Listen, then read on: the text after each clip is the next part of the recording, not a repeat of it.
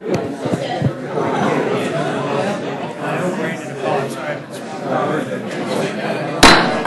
Committee will come to order, and good afternoon. I want to thank everybody for joining us today at the Rules Committee as we consider H.R. 3080, the Water Resources Reform and Development Act of 2013. This legislation makes critical investments in our nation's maritime infrastructure, encourages both domestic and international commerce, and promotes efficient development of our unparalleled network of harbors, rivers, and ports. Yes, if the Chairman would come join us. Chairman Emeritus will join us. Today, more than 99% of the goods our nation manufactures, sells, imports, and ships travel through our seaports. These activities generate $1.4 trillion worth of economic activity each year, and it's critical that Congress provides the oversight necessary to ensure that our nation has the infrastructure required to maintain competitive and increasingly dynamic international marketplace traffic. I believe this legislation accomplishes that goal. Although H.R. 3080 streamlines permitting processes, and it authorizes much-needed infrastructure projects and expands public-private partnerships, impressively, this legislation accomplishes all the goals that the young chairman of the committee, Mr. Schuster, had, as well as, I believe, so many members, that completely offsets the $12 billion in reductions to old and new inactive projects. And that comes with hard work on a bipartisan basis with the ranking member. I'm very pleased that the Transportation Infrastructure Committee has worked through this in a bipartisan fashion with each other, senior members, junior members, people who are there trying to accomplish what's in the best interest of the American people. And it's obvious that today Chairman Schuster and Ranking Member Ray Hall are here, as well as I know the Chairman Emeritus of the Committee, the gentleman from Alaska, the gentleman, Mr. Young. So as we always do, I want to welcome each of you to the Rules Committee today. Without objection, anything you haven't righted will be entered into the record. I encourage you to please make sure that that becomes available for the stenographer. And without objection, I would open with the chairman of the committee, the gentleman, Mr. Schuster. The gentleman is recognized. Thank you, Mr. Chairman, and thank the members of the Rules Committee for allowing me to testify on the rule for consideration of H.R. 3080, the Water Resources Reform and Development Act of 2013, or WRDA. As you know, the Transportation Infrastructure Committee marked up the legislation on September 19th and reported it favorably to the House by a unanimous voice vote. We've worked together in a bipartisan way on this bill since day one, developing this bill with input from members and stakeholders in listening sessions, roundtables, and hearings. It's been an extremely inclusive process. Members have had substantial opportunity to be heard on the bill, and member priorities were addressed throughout the process in both the base text and in the manager's amendment at the committee. This WRDA bill is the most policy and reform-focused legislation of its kind in the last 2 decades. The new name reflects the landmark reforms. We've added an R to it, Water Resources Reform and Development Act. It's the most fiscally responsible WRDA bill in history. As the chairman mentioned, we have authorized, we have fully, more than fully offset. There are no earmarks in this bill, but it does not cede constitutional congressional authority to the executive branch. Also proud that the WRDA bill has received more than 70 letters of support from stakeholders.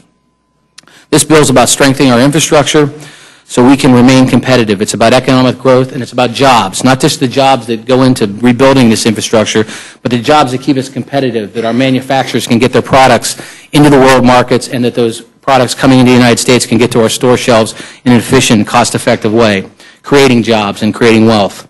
Congress has not enacted a WRDA bill since 2007, and we cannot afford to delay. Without improvement, our water transportation system becomes more obsolete every day, and we become less competitive. If we can't compete, we lose jobs. Our bill cuts red tape, reforms the bureaucracy, accelerates project delivery. It sets hard deadlines on timeline and cost studies. It also consolidates and eliminates unnecessary studies and requires concurrent reviews. And our bill streamlines environmental reviews. I want to make sure I emphasize that. It does not eliminate, but it streamlines environmental reviews so that these projects can go forward in an environmentally sound way but move faster than they have in the past. WRDA authorizes $12 billion of old inactive projects that were authorized prior to the current law and it fully offsets the new authorizations, which total the CBO score at $8 billion. It also sunsets new authorizations to prevent future backlogs.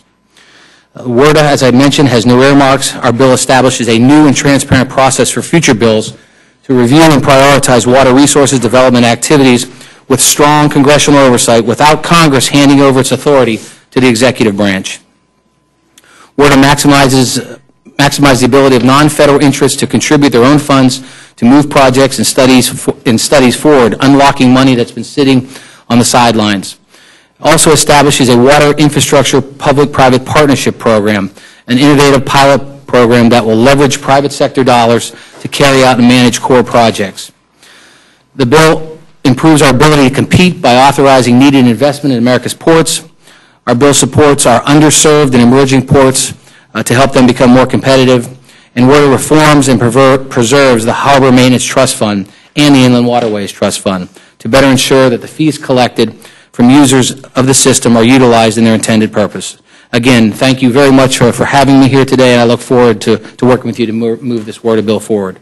Thank you. Chairman Schuster, thank you very much. I'd like to yield to the ranking member, the gentleman, if he chooses to welcome his ranking member, the gentleman from Massachusetts, recognized. Welcome. I look forward to hearing your testimony. Thank you very much. Thank you. Gentleman's recognized. I do have an observation. First, I want to echo your sentiments, and of course, I have witnessed the work of Mr. Schuster and Mr. Rahal in bringing this bipartisan measure to the floor. But I just want to take cognizance and have the committee take cognizance, not so much with a moment of silence.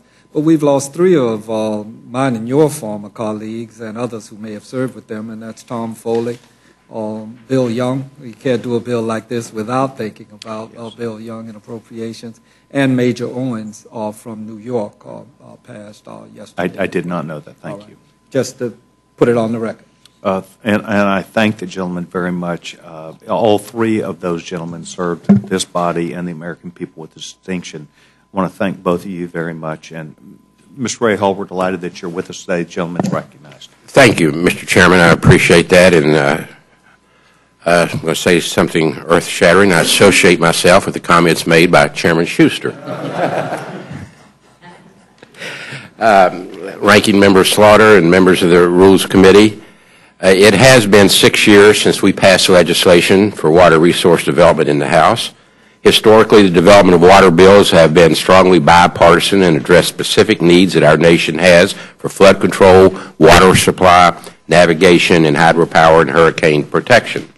I'm pleased to say, because of the excellent bipartisan approach taken by Chairman Schuster and by his subcommittee chairman, Mr. Gibbs, with ranking subcommittee chairman, Mr. Bishop, and by myself, both at the member level and at the staff level from the very get-go on this legislation, because of that type of approach, we are able to move forward in a bipartisan fashion and a positive step fashion, as you have said, Mr. Chairman, for our nation.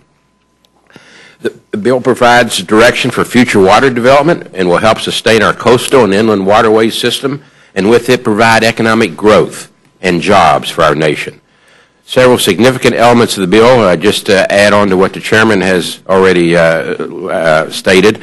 We do refine how the Corps of Engineers conducts project planning and authorization. We reform the Harbor Maintenance Trust Fund program, and we address a large volume of backlogged projects that have slowed down the project authorization process. So with that, Mr. Chairman, I am pleased that this bill is supported by many national and regional groups and provides a path for us to get back to regular order in our national water planning. I yield back. Mr. Rahal, thank you very much, not only for your insight, but for your hard work with Chairman Schuster. At this time, I would like to acknowledge that the gentleman, Mr. Schuster, is going to be excused. He is going to go talk to a group of members at this time and ask for that. The gentleman, Mr. Gibbs, will be sitting in for him. The gentleman is excused as he chooses to leave. Gentleman, former chairman of the committee, the gentleman, distinguished member from Alaska, is recognized. Yes, sir. Sir, is that microphone on? Thank you, Chairman. Yeah, first time I ever had anybody ask me the microphone's on. Thank you, Mr. Chairman. I want to concur with Mr. Schuster, the chairman, and he and Mr. Rahal have done an outstanding job. This bill is a good bill. It has need for some improvements, and that's why I'm hoping you might be willing to accept some amendments. I have 3 amendments, and I'll speak on 4, but 3 that don't cost any money. There's one provision in there that allows the Corps to take and buy and start their own mapping system. And there's plenty of people outside that have the capability to do it. And I don't think we need the government in this day and age to start adding to their sole requirements and spending more money when it's really not necessary. That'll be Amendment 21. We have another issue about deepening channels. The Department of Defense, they have these crucial ports.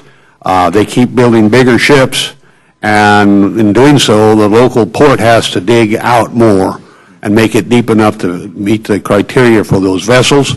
I argue if that's the case, then there ought to be a change in the formula to a point where the local ports don't have to give up as much money if it's for Department of Defense, and I believe this is an amendment that should be accepted also. And the last one concerns the contiguous states and territories.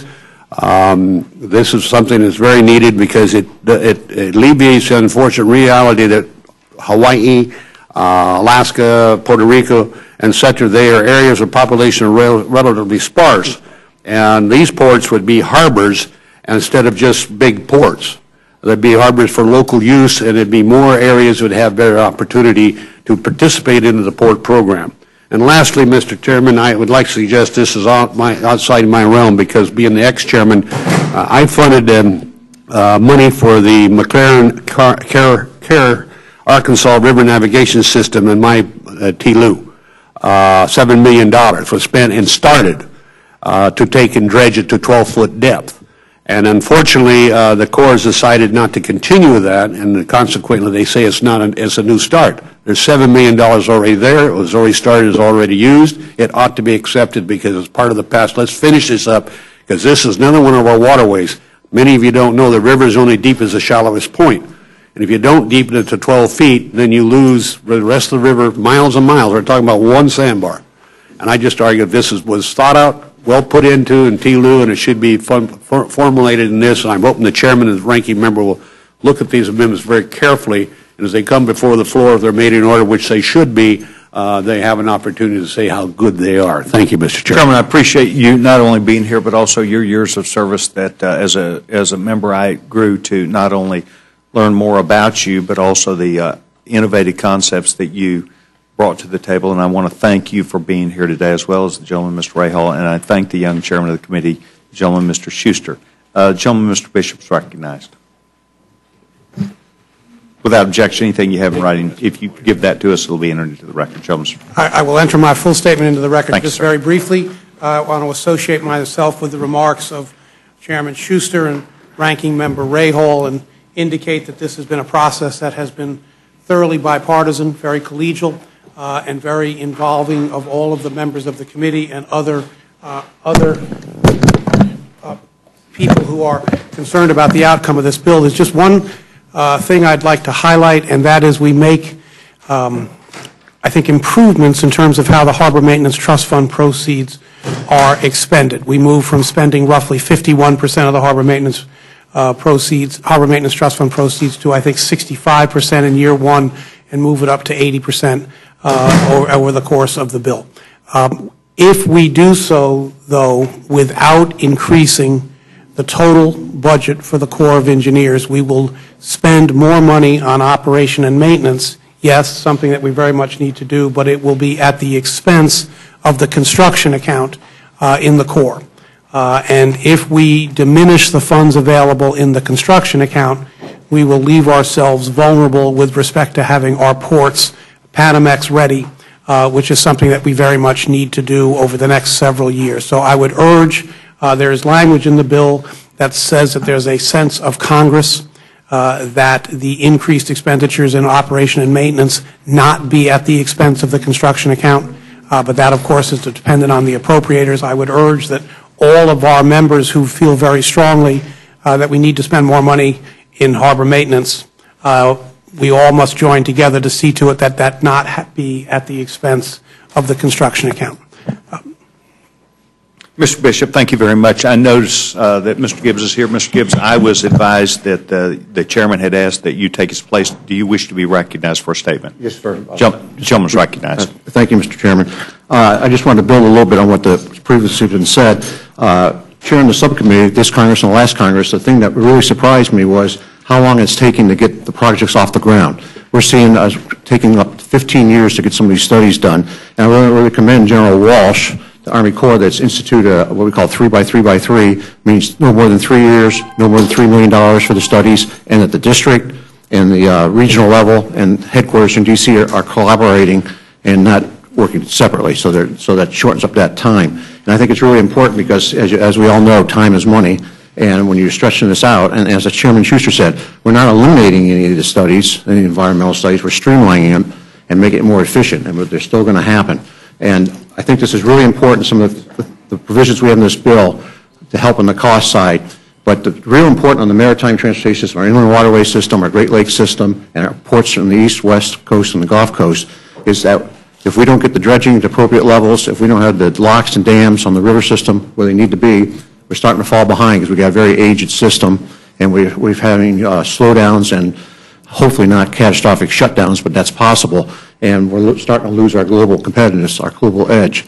And so it's very important to pass this Water Reform Development Act and move forward. And it's a jobs bill from two senses. You put people to work, obviously, when you're doing this work, but it's in the bigger sense, it is because we're going to create jobs because we're moving commerce on our exports because we got a system to do it. So this is a jobs bill, long term, and important to our economic well-being and strength of our U.S. economy. So thank you for looking at the bill. Mr. Gibbs, thank you very much. This panel obviously has reinforced several things that are important to this committee. First of all, it's about jobs. It's about the creation of jobs. It's about the infrastructure of this great nation to where we're able to have not only safety but competitiveness.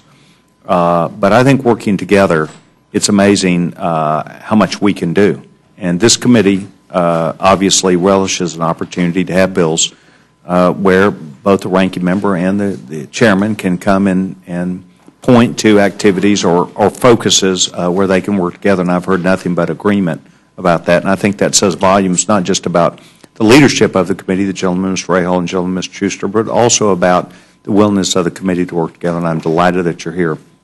Last point I'd like to make is I deal with the Corps of Engineers on a regular basis. And I think it is important that Congress, through its discretion that it has, but also authority and responsibility, maintains a great relationship with the Corps of Engineers, and I would like to applaud them for working with me back in Dallas, Texas, on water issues, on infrastructure issues, and in issues that are important to 5.5 million people in North Texas. So I want to join you in your work with the Corps and to offer my thanks from this member of Congress also. Thank you very much. Gentlewoman from North Carolina, Vice Chairman of the committee, gentlewoman is recognized. Thank you, Mr. Chairman. It's very nice that we're having this great love feast here this morning, or this afternoon, with everyone in agreement on the bill. And I have no questions, but it's great to have a presentation like this for a change. Thank you, Mr. Chairman. Thank you very much, gentlewoman. Yield back time. Gentlewoman, the ranking member of the committee, is recognized. Gentlewoman from New York. Thank you, gentlemen. Nice to see you this afternoon. I want to say a very parochial thing. I've got a very important amendment in here that I haven't had a chance to talk to the chair about, but I want to thank Mr. Schuster and Mr. Rahal, both supported. And this amendment is co-sponsored by Mr. Camp and Ms. Capter. And we are simply trying to keep the invasive species out of the Great Lakes that's going to destroy the fishing industry there. It's costing us millions of dollars every year to deal with invasive species. I'm sure you all know that. But that's 20% of the planet's fresh water is in those Great Lakes. And those of us who represent it, that whole area up there, are very intent on trying to preserve that for the future. So any consideration, Mr. Chairman, you could give me. But I did want to thank Mr. Schuster while he's here for his support. Thank you, Mr. Schuster. And all the rest of you. For what you have done and what you will do. I thank gentlewoman. She yields back her time. Gentleman from Utah is recognized. Gentleman, Mr. Bishop. Despite the Slavic earmark, I appreciate it very much. You just want to hurry up and study. I know you. Gentleman yields back his time. Gentleman from Massachusetts. No, I thank you all for being here. And look, I think we need a word of bill.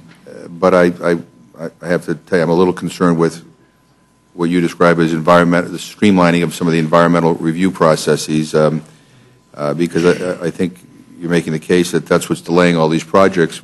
But I think a better case could be made that a lot of these projects have been delayed because the funding that we've appropriated hasn't corresponded to the demand. I mean, the last water bill authorized over $23 billion in new projects, and since that time, appropriations have been at $1.5 billion per year.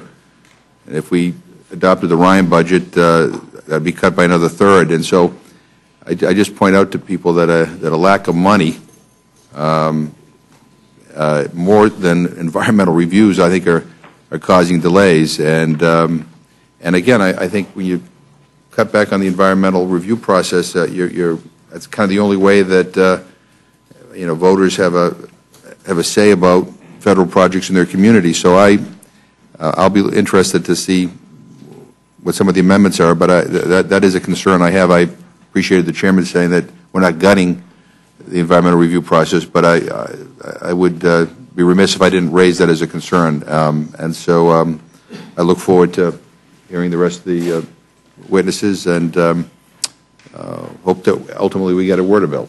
Thanks. Gentleman yields back. It's time. Gentleman, the young chairman from Oklahoma, Chairman Cole's recognized. The young chairman? I like that. You must want something, Chairman. Wait till next year. You'll be, no, Texas won. Now, come on. You're young today. Did. Absolutely did. And deserved to win. I mean, the team that played best won. No question about it. Yes. Another year when your Texas players were better than our Texas players. Doesn't happen too often, but this year it did. Number one, I want to congratulate all of you for working together. We all know we've had an acrimonious time, and to see a committee continue to cooperate in a bipartisan manner, and I think bring us a good bill and bring us some really badly needed reforms that I think will accelerate some things. I think is very good. I do have one question, Mr. Chairman, that I'll direct to you. You made a point that we were not going to be ceding any authority to the executive branch, which I share that view. I very much appreciate it. And, of course, when we got rid of earmarks, we did. We lost a lot of our ability to direct money where, frankly, the Congress thinks it ought to go as opposed to the administration. Could you just, for me, quickly run through some of the things that are in the bill that you think protect legislative authority?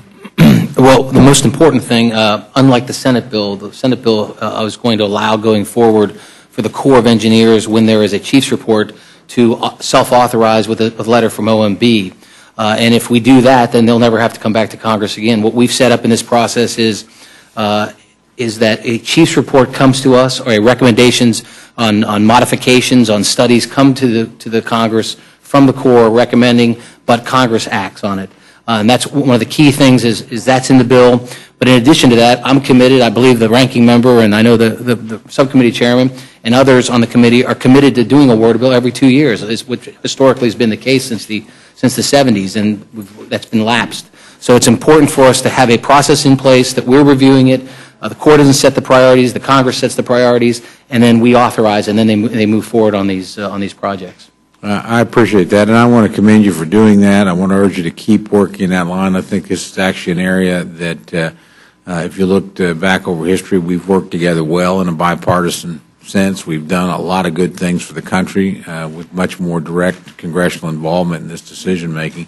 I know you're trying to reclaim that and stay within the rules of the House, and I appreciate that, but I want you to keep at it because I think, the idea that members of Congress who, frankly, are much more transparent, much more easy to track than somebody in the middle of the bureaucracy, and much easier to hold accountable. We've lost a degree of transparency, certainly through no fault of your committee and no fault of your work. So just thank you for trying to reassert congressional authority, and I just urge you to continue to do that. With that, I yield back, Mr. Chairman. Gentleman yields back. It's time. Gentleman's floor is recognized. Mr. Chairman, I don't have any questions at this time. There are other witnesses when we get to the Florida-specific stuff. But I'm managing the rule, I understand, from the ranking member, and toward that end, I will have more to say on the floor tomorrow. And I would like to compliment this committee specifically for the work that they've done. I've already complimented the seasoned chairman on his efforts. Thank you, Mr. Chairman. Gentleman yields back time. Thank you very much. The gentleman, George, is recognized. Gentleman, Mr. Woodall. Thank you, Mr. Chairman. I'm just thinking all the things we've seen in this committee over the last month that have been written in a matter of hours or sometimes in a matter of days. It's been more than 6 months since the first conversation the subcommittee chairman and I had about this bill. Only been here 3 years, but this is kind of what I thought was supposed to happen around here. Folks are going to get together. Folks are going to work through all the issues in a bipartisan way, put together a product that everybody was proud of, and we're going to get it out of here. I can only hope that the folks on the other side of the Capitol are as enthusiastic as all of these members have been, and that we'll be voting on that conference report here sometime soon. I really do appreciate young member, lots of questions. The subcommittee chairman, full committee chairman, have been very gracious to me and working through some of those issues with me, and I'm grateful. Thank you, Mr. Chairman. Gentleman yields back time. Gentleman from Orlando, Florida, is recognized. Gentleman, Mr. Thank you, Mr. Chairman. I just echo those thoughts of Mr. Woodall. This is the way it ought to be. And I really appreciate it. Chairman and the ranking member and the subs have done a fantastic job, and it's a great bill. And everything could be improved, but nothing like having a unanimous consent vote out of a committee. Great job. Gentleman yields next time. The chairwoman from Miami, Florida. Thank you. You could call me Young also. The young chairwoman from Miami is recognized. But I know that the chairman and all the members need to get to their next meeting and build support for this bill. But I'm pleased to say that I also support this bill and what you're trying to accomplish and the many vital projects that are in this Word of bill. Specifically, thank you for reforming the Army Corps' convoluted, lengthy, and costly planning and permitting process, for increasing the amount of harbor maintenance trust funding that will actually be used on harbor maintenance, allowing non-federal partners to contribute funding to expedite studies, for providing important solutions for project halting miscalculations, some of which are critical to my community, like Port Miami 902 fix. Also for providing relief in your manager's amendment for completed chief's reports between worded bills, and for even including in the committee report language on storm damage reduction from beach renourishment, among many, many other great parts of this bill. This bill has been a long time coming, but passing it will allow us to get to conference with the Senate and fine-tune a final bill that will be signed into law by the President. One of the few things absent from this bill is simply the inclusion of the Water Infrastructure Finance and Innovation Act, but I know that you understand the many and the varied needs of our nation and realize that you've always been very gracious, and I look forward to continuing to work with you and all the members of your committee, and of course voting for this long overdue and sorely needed Word of bill. And thank you for coming to us with a bipartisan bill. Thank you, thank you, thank you. Gentlewoman yields back time. The gentleman from Louisville, Texas, Dr. Burgess, is recognized. Thank you, Mr. Chairman. I actually have a fair number of core lakes in the 26th Congressional District in Texas, and one of the issues that I think Mr. Cotton was going to bring as an amendment is of great concern to me, and that is the recent decision that the Corps could not enter into agreements with nonprofit entities to run Corps concessions on Corps land. This is something that has been happening for years. These are established areas on our lakes. Probably some of these arrangements go back 50 years. And the recent decision that these should not be allowed, and if they were to be allowed, it would take a Word of bill to fix it. I do think it should be fixed in the Word of bill rather than leave these entities out there hanging. So I strongly encourage the inclusion of the language that John Cornyn put in the Senate bill and that Mr. Cotton offered as Amendment 64 in this legislation today. Thank you, Mr. Chairman. Gentleman yields back time. On behalf of the committee, I want to thank all four of you for taking time to be with us today. As always, the gentleman, Mr. Young, we wish we got you back here more often, but I want to thank you for taking time. Mr. Bishop, thank you very much. I just have one last question. Perhaps it's to you or perhaps to the ranking member, but I wondered if the White House has offered SAP on this issue. I'm not aware of one. Not aware of one. I appreciate the gentleman. Thank you very much for taking time with us. This panel is now excused, and thank you very much. I would now call up the second panel, which would consist of the gentlewoman from New York, Mrs. Maloney, the gentlewoman from Florida, Mrs. Brown, the gentlewoman from Los Angeles, Ms. Hahn, and the gentlewoman from Florida, Ms. Frankel. And I want to welcome each of you to the Rules Committee. And without objection, anything you have in writing will be entered into the record. And please do remember that that microphone that we'd like to have you make sure is on is pulled all the way up to you, giving you an opportunity to be heard. I welcome the gentlewoman, my former friend from the, well, friend, but former mate in the Financial Services Committee, and I'm delighted that you're here, Carolyn. Gentlewoman's recognized. Thank you. I believe the first time I went to a Rules Committee was with you when we were protesting something in a bipartisan way, and I was struck really with the comments earlier that from Mr. Rahal and Mr. Bishop wishing to be associated with the words of the chairman of the committee. That's unusual, and it shows his leadership and his inclusiveness in working on a bill that's so important for our security, our economic development, our environment, and our future. I thank very much my dear friend and colleague from the great state of New York and from also the great state of Massachusetts and Florida, and the state of my birth, Virginia, Ms. Fox. So it's good to see you here as the deputy to the chairman. My amendment is a common sense one. It'll save money. It's good planning. It's good government. As part of the larger Army Corps of Engineers study on Superstorm Sandy, my amendment would have the Army Corps of Engineers review permits it issued in areas declared major disaster areas after Sandy. And it would also limit it not only to these major disaster areas, but also to those permits that were just issued a year prior to Sandy.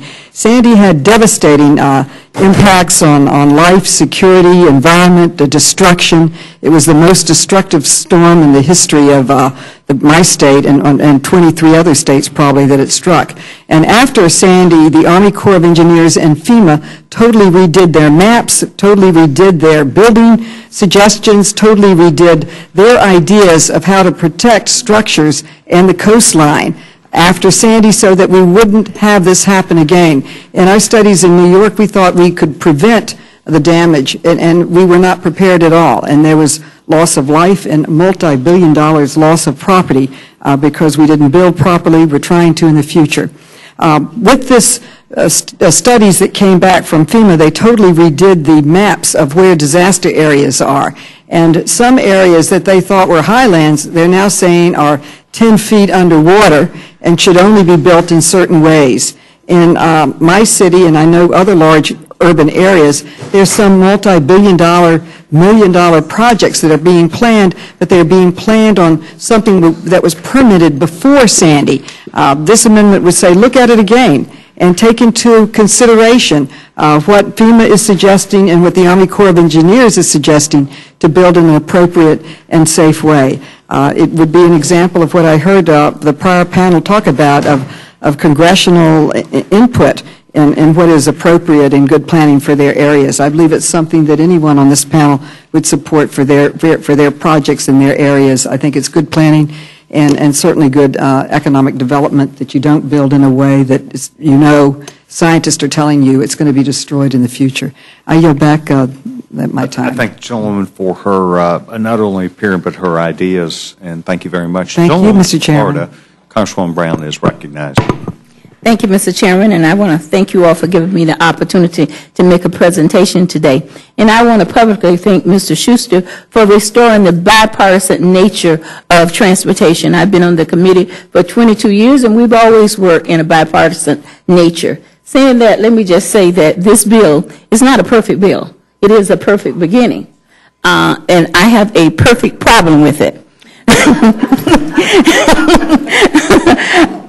The one problem that I have is the deadline for when you make it arbitrary when a project is okayed, as when the president signed the project. In the past, you had 2 years in order to present your project. My amendment simply says any project that's going through the pipeline that is completed in a year will be accepted. Now, this is major for Florida and 12 other cities that's kind of caught because of sequester, because of the problems with the shutdown, because of finances. There is a problem with projects coming through the process. The chief report is a very lengthy report. It takes a long time to get through the process, and we have about 12 projects that's going to be caught in the process. Now, keep it in mind, there is no additional cost for these projects, and for Duval County, we're talking about 90,000 jobs. And let me just say something else. This is a very bipartisan nature. You have a letter from the governor of the state of Florida, from the delegations. We're all on one page. But this is not just a Florida issue. It affects you, sir, from Texas. It affects many, many states. I think it's 12 cities that's going to be caught. And I know it sounds really good that we're going to do a project every 2 years. Well, it's been almost 14 years since we've had a project. And there is nothing in the DNA of this Congress that say that we're going to do a project every 2 years. Nothing. Yes, I'm saying there's nothing in the DNA saying that we're going to do another bill in 2 years. Sounds good, but based on the history, this is the second bill we passed in 14 years. And we are behind the 8 ball when you look at the other countries. When you go everywhere, we're 50 feet, and yet Florida and the rest of this country, we're struggling at 40-something feet. So we're behind. Our competition is already there. And basically, the state of Florida has come up. They committed money for the projects. And the point is we need to be a partner. And the only thing I'm asking you is to do what we've done for the past in all of the other water bills, giving the chief report an opportunity, at least just 1 year. If your project come available, then your project will be considered no extra cost. That's it. Any questions? Thank you very much. Fairness. We will get to questions in just a few minutes, and I thank the gentleman from Florida very much. Gentleman from California, Ms. Holmes, recognized. Thank you, Mr. Chairman, Ranking Member Slaughter. I appreciate the opportunity to testify before this committee about my amendment. I want to note that I offered the same amendment in committee markup last month, and though I withdrew the amendment at the request of the chairman, I was glad to receive support for the objectives, if not the text of my amendment, from Chairman Schuster, Ranking Member Rahal, Chairman Gibbs, and Ranking Member Bishop. That meant a lot to me, and I have the utmost respect for them and for the work that it took to get the underlying bill where it is today. And I know my amendment may not be made in order today, but as the founder and co-chair of the Congressional Ports Caucus, I knew that I had to take this opportunity to speak about the urgent problem my amendment seeks to address and the need for bold solutions to fix it. My amendment would take the Harbor Maintenance Trust Fund, the fund that pays for keeping our ports and harbors in working order, and make it off budget and available for the Army Corps of Engineers to use on our ports without further appropriation.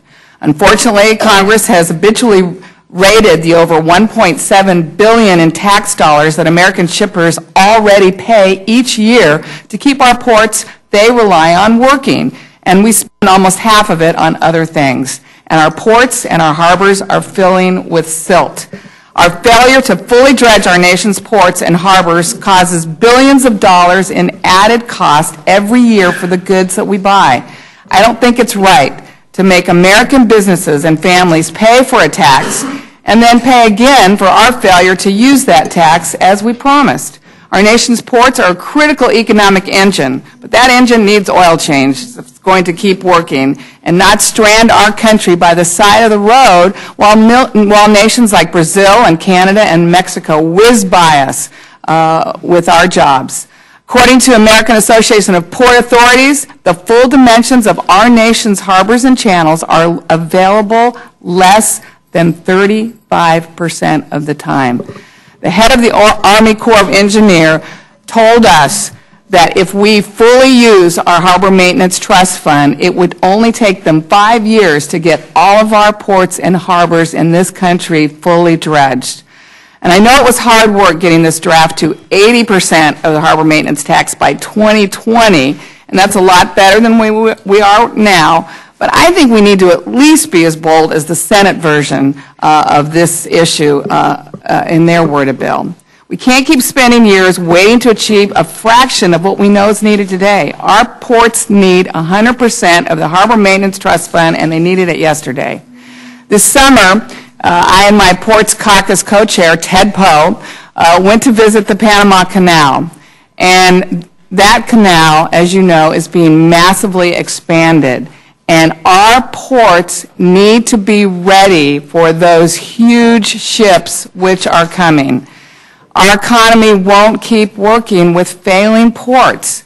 And that's an issue that can make or break every port and harbor in this nation, big or small, recreational or commercial, West Coast, East Coast, Gulf Coast, or the Great Lakes. The underuse of our Harbor Maintenance Trust Fund affects you whether you have a port on your front yard or if there isn't a body of water in 100 miles. I believe that Congress needs to start looking at mechanisms to guarantee that 100% of this Harbor Maintenance Trust Fund gets spent on maintaining our harbors. Clearly, I think we need to think outside of the box, and I think my amendment is one of those options worth considering. I know one of the challenges to my plan to require the full use of the HMT on ports like we said we would is the question, what's your pay for? Well, I'll tell you what my pay for. It's called the harbor maintenance tax. Shippers have been paying billions of dollars of it since 1986, and frankly, it's time for Congress to deliver on what we've been paying for all these years. We don't need to raise taxes. We don't need to add another container fee.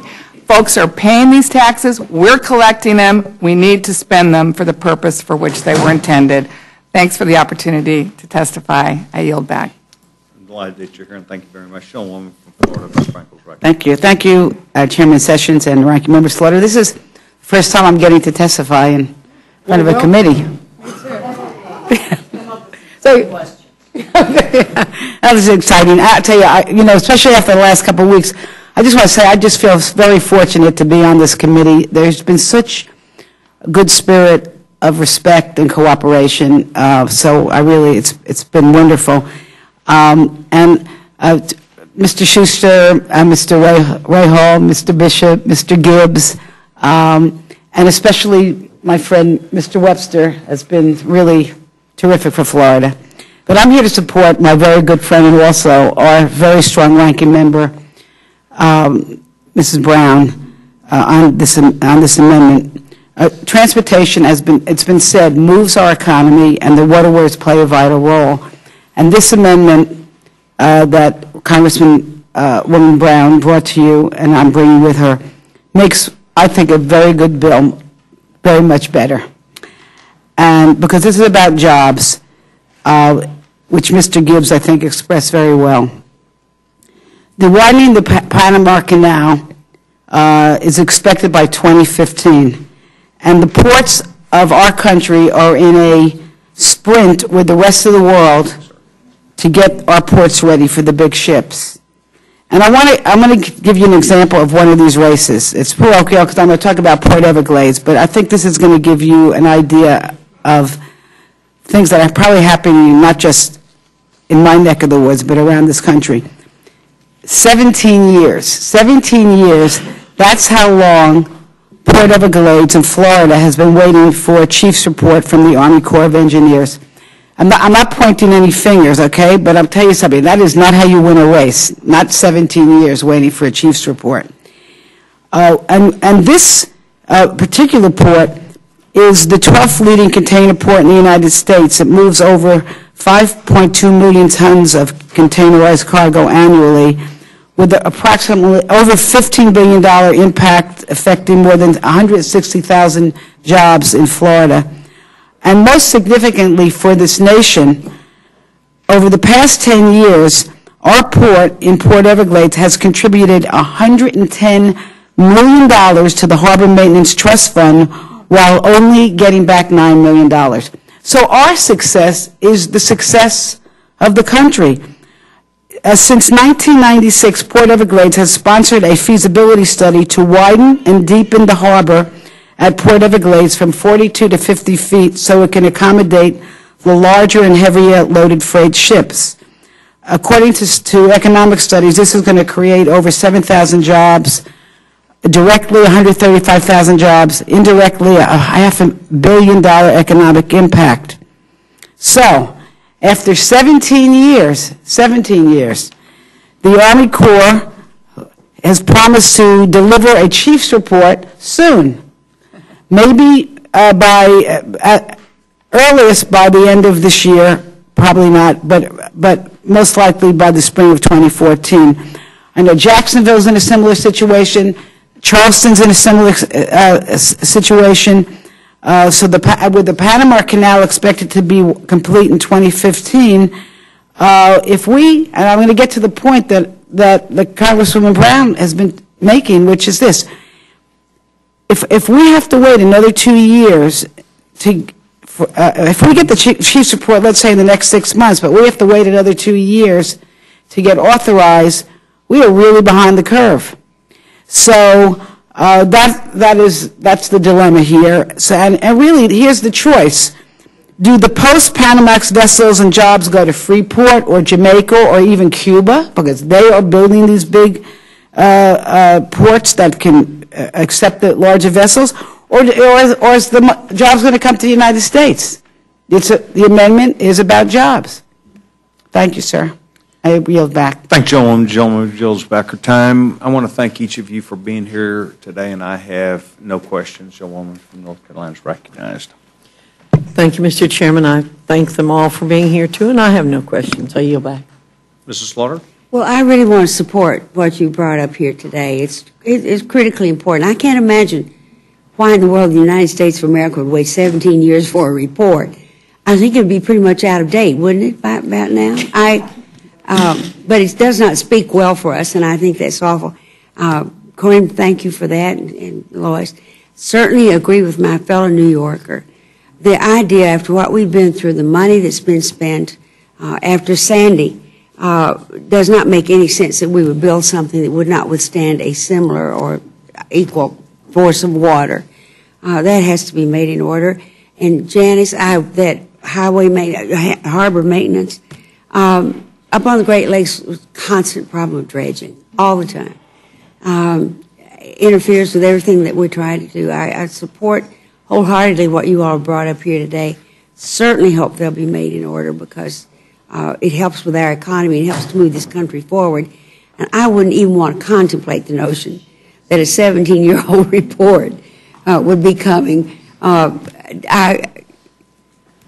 It sounds like a bad movie. Thank you very much.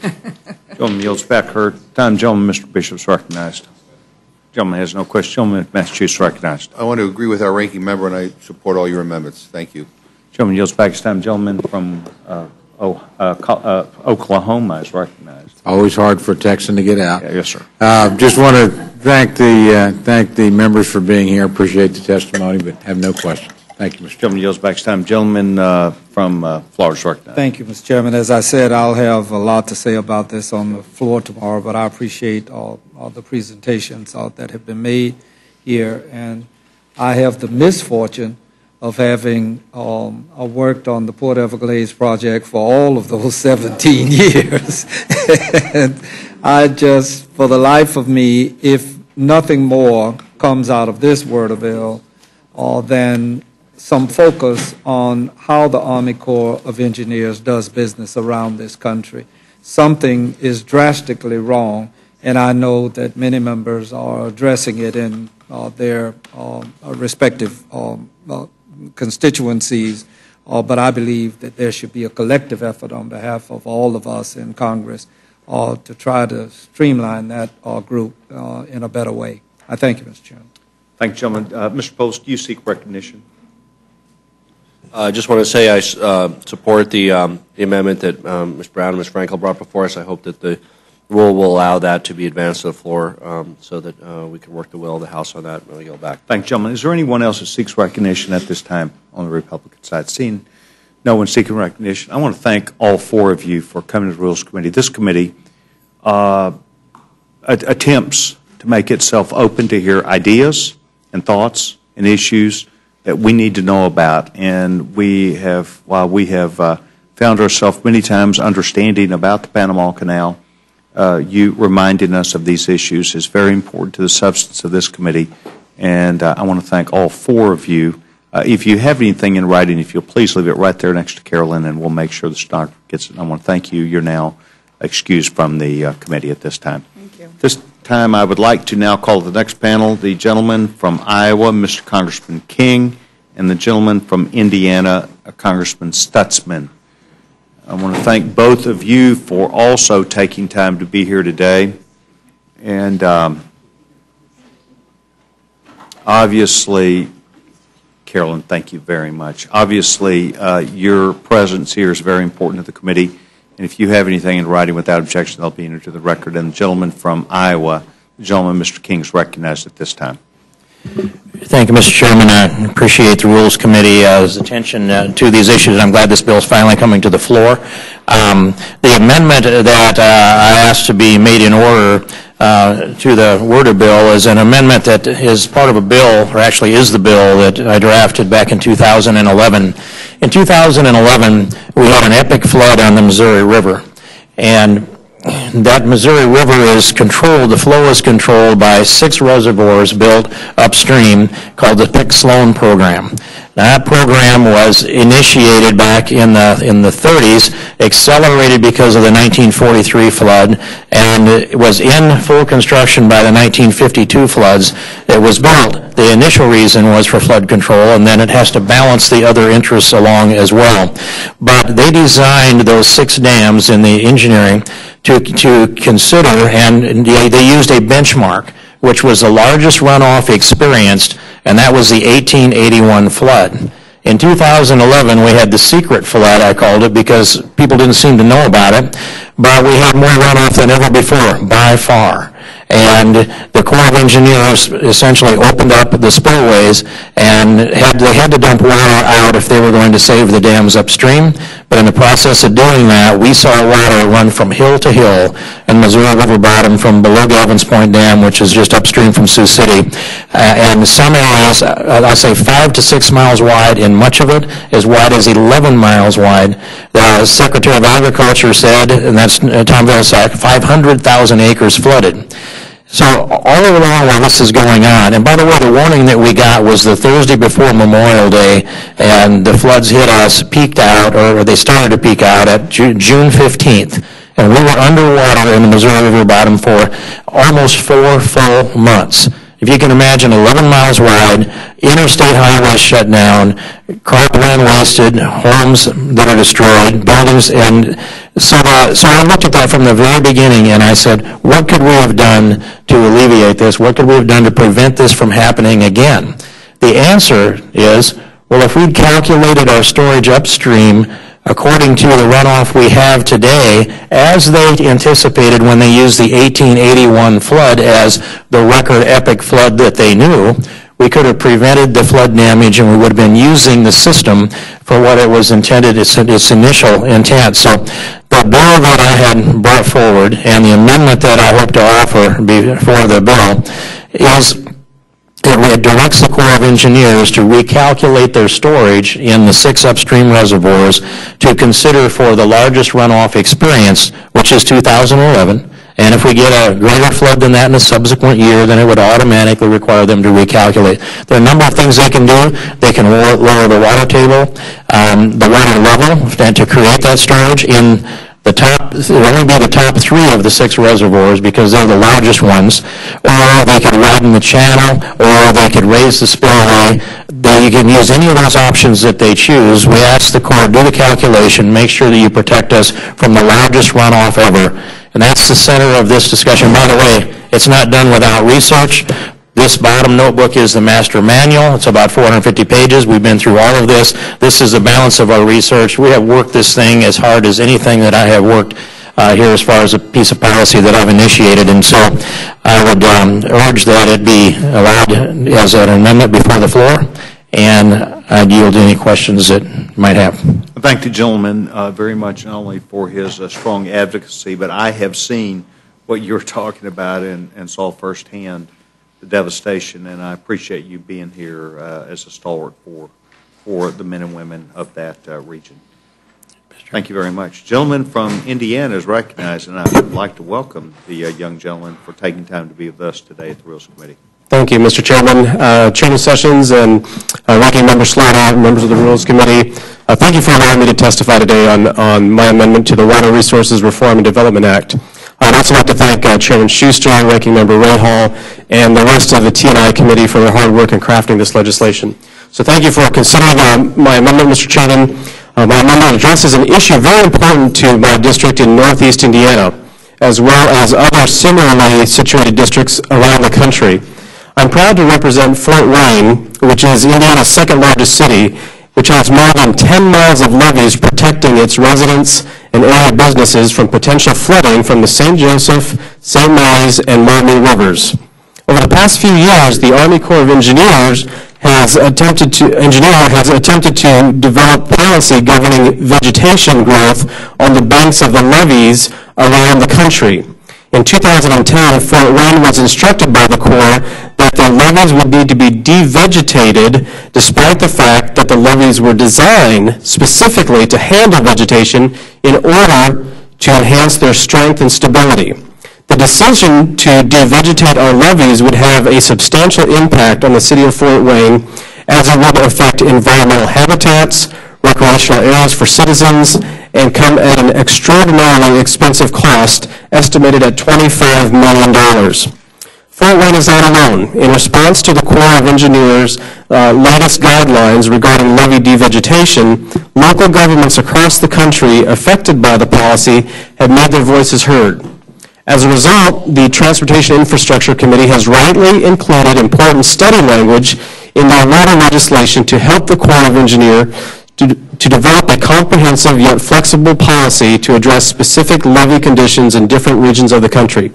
Mr. Chairman, this simple amendment would add an interim provision stating that during this evaluation of levee vegetation policy conducted by the Corps under Section 125 of this bill, the Secretary of the Army cannot require the removal of vegetation as a condition for any approval of funding or any other action unless the specific levee vegetation demonstrates an unacceptable safety risk. This present change takes safety into account while allowing the Army Corps of Engineers to finish the study mandated in the bill. And also, I would like to note that the Senate included this exact language in their water resources bill that passed this last May.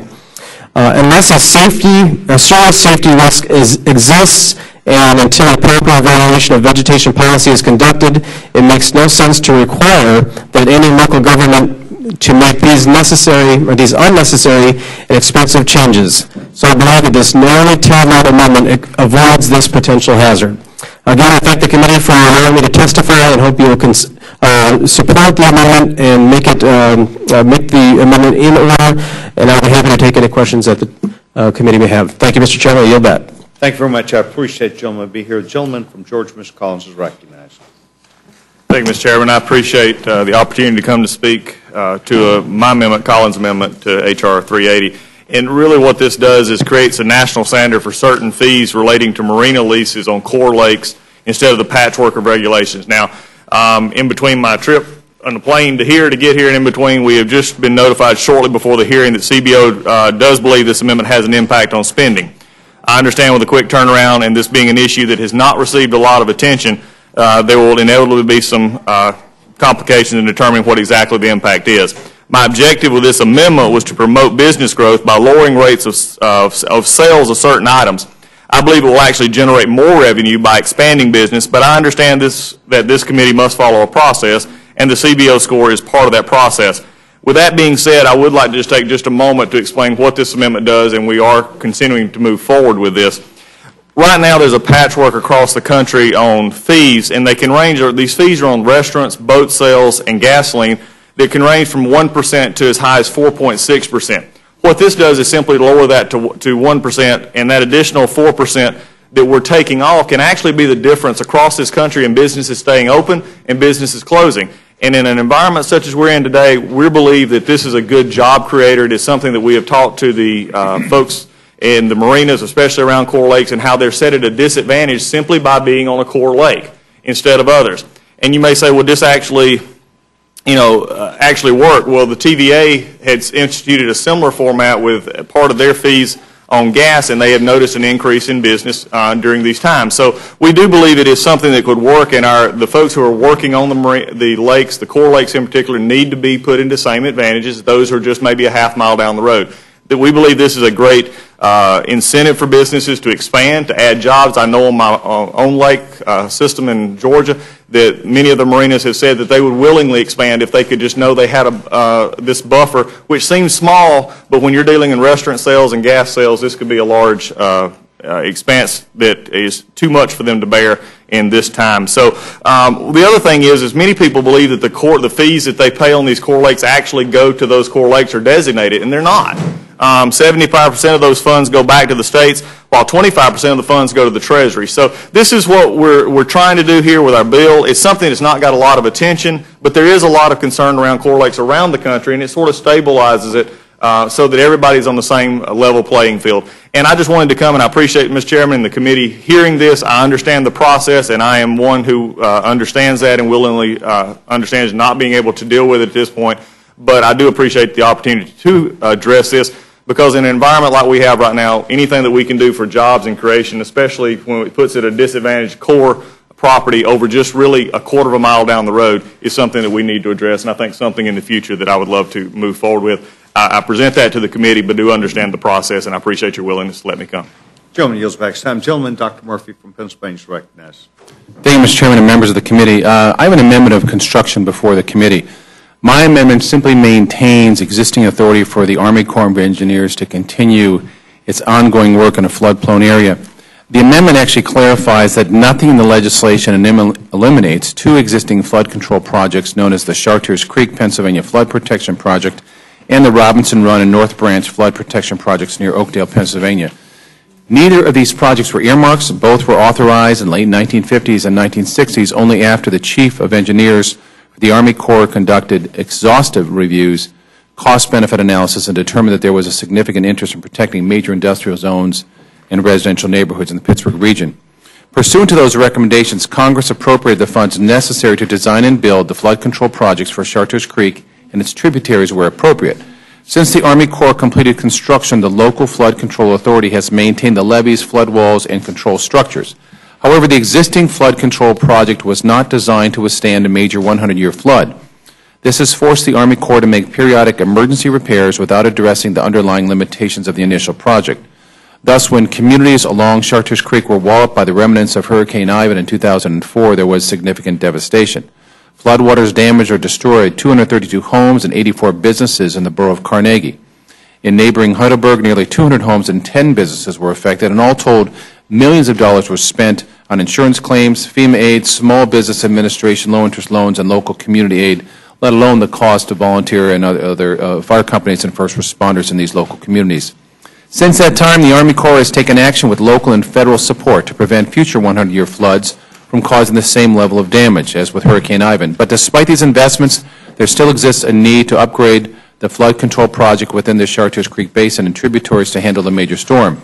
The best course of action for these communities and for taxpayers is to prevent flooding in the first place rather than foot the bill for flood cleanup recovery and rebuilding every time there's a heavy rainstorm in southwestern Pennsylvania. I say again, this is not an appropriation, this is not an earmark, it's not even a new authorization, but it's an affirmation to avert deauthorization. By making the amendment in order and permitting the Army Corps to continue exercising its existing authority in this flood-prone area, we can save taxpayers millions of dollars in the long run. I thank the committee for its consideration and prepared to answer any questions you may have. Thank you very much, Dr. Murphy. I want to just say to all four of you, your ideas that you present are very, very important, not only to this committee, but also to the life of many communities. I share what the gentleman, Mr. Collins, is trying to do here to keep the vibrancy of our lakes that have stressed times, not only in terms of drought, but also a lot of other competitive natures, and I want to thank all four of you for being here today. Are there any questions from your side, Mrs. Slaughter? I see no request for time. Yes, ma'am. As always, the gentlewoman does appreciate, especially Mr. King and others, as they come up to present their views to this important committee. Are there any gentlemen from Utah is recognized? I have a couple of quick ones for Mr. King. The 3 dams that you mentioned that are upstream, in what states are those dams found? Would be in upstream in North Dakota and Montana. I think the third one down would be in the northern part of South Dakota. Has anyone, as you've talked about this, given any opposition to what you're attempting to do? Not in any public way that I know of, although I think there has been some that's been non-public. And so I'll just tell you, I think it's important for the committee to know this, and that you've asked the question for an answer, and that is the recreational interests upstream, as some of them, I believe, have back-channel voiced an objection. I don't know that any of them understand how minimal these changes actually are. I've not encountered anyone that understood all of this that had an objection to my proposal. All right. And did you not have a second amendment as well? I have a second amendment. I didn't bring it before the committee. I guess it's offered.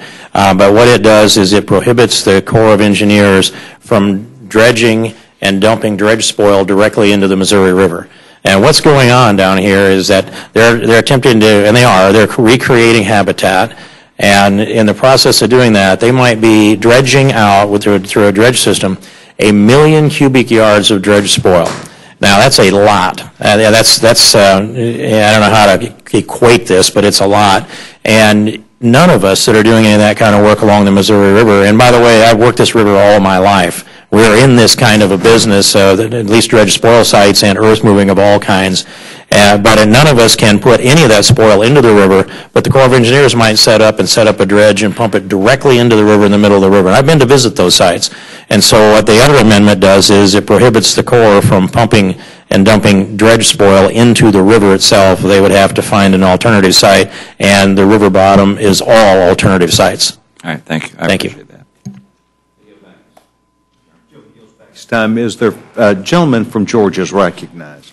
Thank you, Mr. Chairman. I happen to share a Corps of Engineers lake with the gentleman from Georgia and appreciate him being here.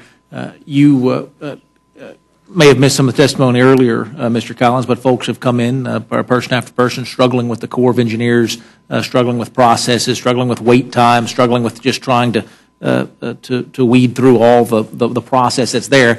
I know shortly after you got here, you began the Corps of Engineers Reform Caucus here because it's always been an issue that has been near and dear to your heart, and you found a lot of support there. I hope some of those issues that you have been working on have found their way into this WRDA bill, but I wanted to ask you because I know, again, that's an issue that's important to you. They have been, and we're working on that, especially what we've seen in Georgia, and we're continuing to work with that, and really just trying to make not only preserve the values of what the Corps is doing in these lakes, but also taking the business considerations, but also the management and other issues that we have had, and we're going to continue to keep fighting for that. And I appreciate the gentleman from Georgia helping in that regard as well. I appreciate your leadership here and back home on our great Corps lakes. Thank you, Mr. Chairman. Thank you, sir. Does anyone else seek recognition at this time? Seeing none, I want to thank all 4 of you for your time and your effort today. It's very important that you recognize that the Rules Committee is open to each and every member of this body to come up and share their ideas. And I think all 4 of you have ably not only represented your ideas, but done them well. And I want to thank you very much. You're now excused. The next panel that would be called up, we want to recognize the gentleman from Tennessee, Mr. Cooper, gentlewoman from Texas, Ms. Jackson Lee, the gentleman from Arizona, gentleman Mr. Salmon, and perhaps his first time at the committee, I could be wrong here, the gentleman from New York, Mr. Jeffries. And Mr. Jeffries, welcome to the Rules Committee. We're going to slide another chair somewhere around here. Let's take one over here. And there we are, and ready to go. Without objection, anything you have in writing would be entered into the record. I want to thank all 4 of you, including the gentleman, Mr. Jeffries. Is this your first time here? Well, we're delighted that you're here. You can watch the pros here. They're right in front of you, and we'll let them go first. Gentleman, Mr. Cooper is recognized. Thank you, Mr. Chairman. My amendment could not be simple. Diane Black and I share jurisdiction of Army Corps of Engineers Lake, Old Hickory Lake, right outside. If you could move that mic a little bit closer. Thank you. Diane Black and I share jurisdiction of Old Hickory Lake, an Army Corps lake right outside of Nashville, Tennessee. For many decades, the Fraternal Order of Police have run a youth camp on that lakeshore property under a leasehold. The Corps' restrictive interpretation of a youth camp has prevented the Corps from building a new and modern and fire-safe dormitory for the kids. All we're asking is that the current language be modified so they can build a dormitory for the kids. Could not be simpler, and I hope you can help us with this amendment. Thank you, gentlemen. The gentlewoman from Texas is recognized. Mr. Chairman, let me thank the Rules Committee again for their courtesy and acknowledge the Chairman of the Transportation Infrastructure Committee, Mr. Schuster, and the Ranking Member, Mr. Ray Hall. This was an exercise by all the members in a collaborative effort, and we appreciate it as members. I would like to think that my amendments are two very simple amendments as well. Working with the Corps sometimes is a complex relationship. And my amendment number 1 just asks that the Secretary encourage the participation of minority and women-owned businesses in such projects that the Corps be engaged in. Again, the language is encourage, and to have an assessment made about that participation. Whenever we go home, we're led to realize how important jobs are. And this is another addition to adding jobs as we move forward on this very important word or bill. So I'd ask my colleagues to consider this very simple amendment that has to do with creating jobs and creating a diverse contractual base that will work along with the Corps and to ensure opportunities for those small businesses who are not as, if you will, able to access some of the government processes. And I'd hope this will be considered in conclusion on that particular amendment. A lot of the work that is done in many, as I heard my colleagues say, talking about dams, a lot of the work done in the Gulf area around our ports, and a lot of vital work can be done by small businesses. And I would hope that my colleagues would consider that as an amendment that would be in addition. My second amendment is another simple amendment that deals with consultation. As I listened to the gentleman from Georgia, not knowing precisely what the details of his amendment was, but I thought I heard the idea of consultation. And so my second amendment deals with consultation with state, county, city governments, including the state and local water districts, and a lot of them in Texas, of course, to make sure that we are all going toward the same pathway when we improve. Let's all be celebrating the improvement rather than having some individuals saying that I was not consulted. And it also adds some of our colleges if those projects impact our colleges. So that's a very simple amendment. And then I've been added, I am on a third amendment that has been offered by Mr. Fazio that he may have already explained.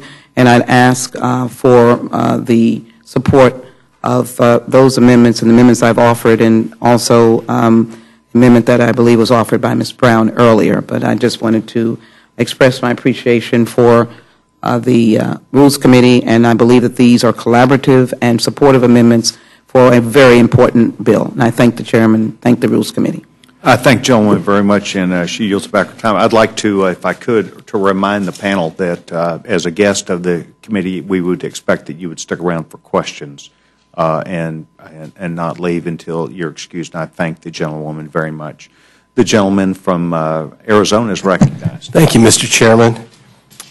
This amendment is one that is sponsored by myself, Representative Bentivolio, and Representative Blumenauer.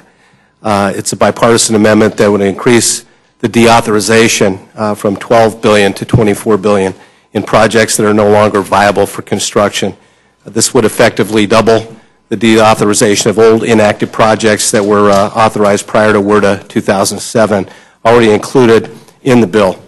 As you know, there is no list of projects in the Corps of Engineers backlog. The 2007 WRDA requested a transparency report be delivered to Congress. However, no action was ever taken. This is simply unacceptable, and I support the demand in the bill to deliver this report to Congress. I think that's the minimal step that needs to be taken. Recent Corps estimates that the total construction backlog for projects is at least $62 billion. So I think that $12 billion is quite modest. I think we could double it without much of a hiccup. Between 1986 and 2010, Congress has authorized new Corps projects at a rate that significantly exceeds appropriations. In these tough economic times, we've got to prioritize the growing backlog of old, dusty programs. And while the committee is taking steps, I believe, in the right direction, we feel they should take a little bit more of a step, and our amendment doubles that amount that they're required to deauthorize. We should bring the authorization levels back in line with appropriated funds, clear out the backlog, and help make the Corps of Engineers a more successful, efficient, and transparent organization. Thank you very much. Shannon, thank you very much. Your help to each of us on these issues is very important. I'd like to, if I could, to defer to the Vice Chairman of the Committee for recognition of very important visitors who we have distinguished visitors to the Rules Committee today. Gentlewoman is recognized. Mr. Jeffries, excuse me for just a moment while I make a comment, and I appreciate it. I have two sets of visitors in the audience with me today, and I did want to recognize them, Mr. Chairman, and I appreciate it very. I'm going to take them out momentarily so they can go in and see votes. But the Pissarro family is here from Chapel Hill, and I want to particularly commend Charlie Pissarro for his patience. He has been just wonderful today. I think this has been a little boring to him, and but he has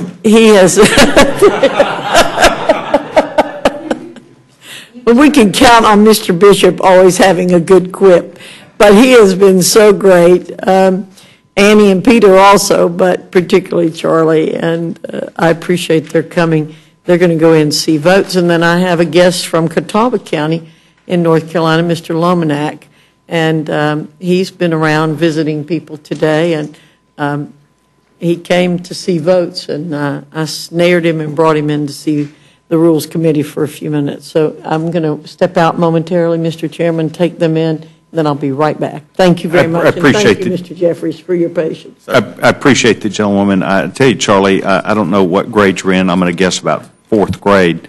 My 3 longest years were fourth grade. And so I will offer the same substance that your favorite Congresswoman does, and that is we're delighted that you're here, a beautiful family, and we appreciate each of you visiting the Rules Committee today. We relish the opportunity to show ourselves off, but in particular, anybody brave enough to sit through this deserves some kind of reprieve, so thank you very much.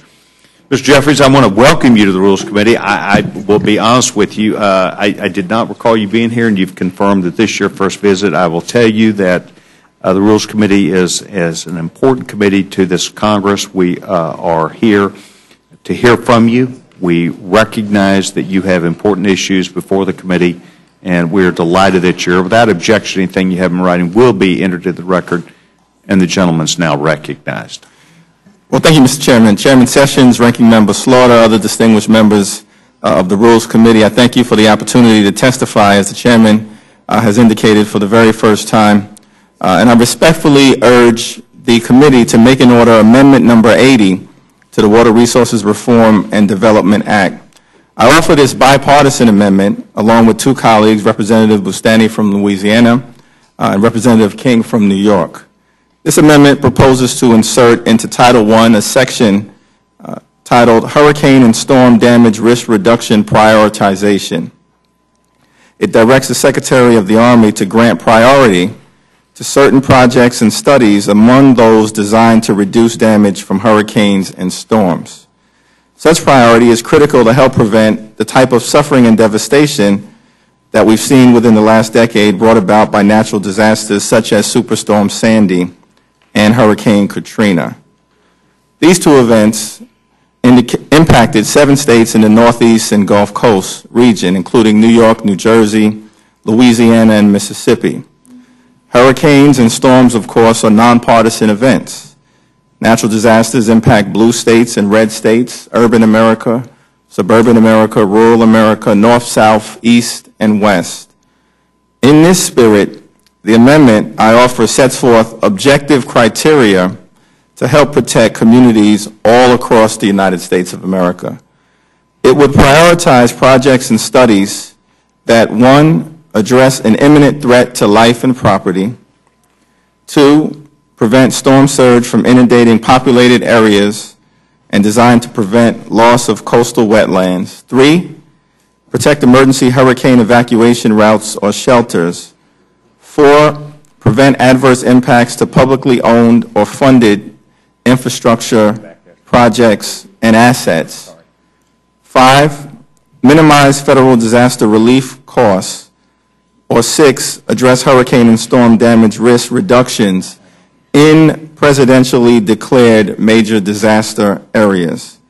The amendment using these criteria also provides for expedited consideration of previously authorized water resource projects, as well as criteria for prioritizing new studies for hurricane and storm damage reduction. A preliminary assessment from the Congressional Budget Office has determined that this amendment contains no direct spending, and moreover, the parliamentarian has determined it to be germane. The amendment, Mr. Chairman, is narrowly focused. It does not impact any other Army Corps of Engineers activity or supplant any congressional appropriations authority. It enhances the underlying bill by seeking to protect communities objectively across the country from the impact of future extreme weather events, and for these reasons, I respectfully urge the committee to support this bipartisan amendment and, of course, welcome any questions that the committee may have. Thank you. I thank the gentleman. To get through this successfully is a great task. I hope you can go back and know that we appreciate you being here. I know you also represented other members on a bipartisan basis, and I know that they would appreciate and respect that which you've done for us today. Are there any questions for this panel from this side? Gentlewoman's recognized. I don't have any questions, but I want to welcome Mr. Jeffries. He's a great addition to the New York delegation. Thank you. We're glad to have you here today. Either, but I'm glad to see him here. He's my frat brother, and so that makes it even easier for me. But what Hakeem brings up is something that I've said often in this committee, portions of same, but I don't know why we don't have a committee that deals specifically with disasters in this country. And in my view, it would be following the line of the Japanese diet that knows that they're going to have earthquakes, and we know we're going to have disasters, and somehow or another, sometimes, and certainly in the past, we've gotten muddled in the appropriations process with things that needed to be addressed immediately. But I appreciate his measure as well as Ms. Jackson-Lee's, and I support Matt's measure as well. Thank you very much. Let me just respond, because I do believe that what the gentleman is speaking about has an impact almost every single member. And I do know this body. I don't know what our current status is, but I know this body for a few years did try and set aside a pot of money that would mean that we would be better prepared to be agile about moving forward. And I do recall that in this last year, when the gentleman, Mr. Polis, had his problem just a few months ago, really the money was adequately there and prepared for that. And in some sense, I think that goes a long way towards recognition of what you're trying to make available, and that is a special pot that's available for emergency natural disasters that occur in this country. And I think every member would be supportive of that, and I wholeheartedly agree with the gentleman's ideas. What fraternity? What fraternity? Kappa Alpha Psi. Kappa Alpha Psi. I know the fraternity, and congratulations. Is there further discussion or question? Gentleman from Oklahoma is recognized. Thank you, Mr. Just a quick comment. I particularly want to thank Mr. Sam and Mr. Jeffers, because I think you both are getting at a real problem. I'm not sure this will be made in order. Make an argument this needs to work through the committee and be looked at, but it is so routine for us to authorize expenditures around here that, number one, we know aren't going to be made. It's actually an open joke on a lot of authorized committees. We'll count on the appropriators to fix this. We actually appropriate less than is authorized here, something that many of our own members don't realize sometimes. And this idea of established criteria where we look at these things and try to literally match up funding in areas that are serious damage and serious danger. It just makes a lot of good sense, and this is something Congress has not done nearly as good enough work on. So I just want to applaud both of you for your efforts, because I think you're on the right track, and whether we do it here or whether we go back in committee and work it through so we don't have some anticipated consequence, I don't know. But these are really worthy efforts that ought to be really seriously considered by Congress. Not to mention that the others aren't either, but these two just hit a particular chord with me, and I appreciate the work that you're both doing. Thank you. Thank you, Mr. Chairman. Thank you, gentleman from Oklahoma. Is there further request for time? I want to thank all three of you for. Gentlewoman has a question for the chairman.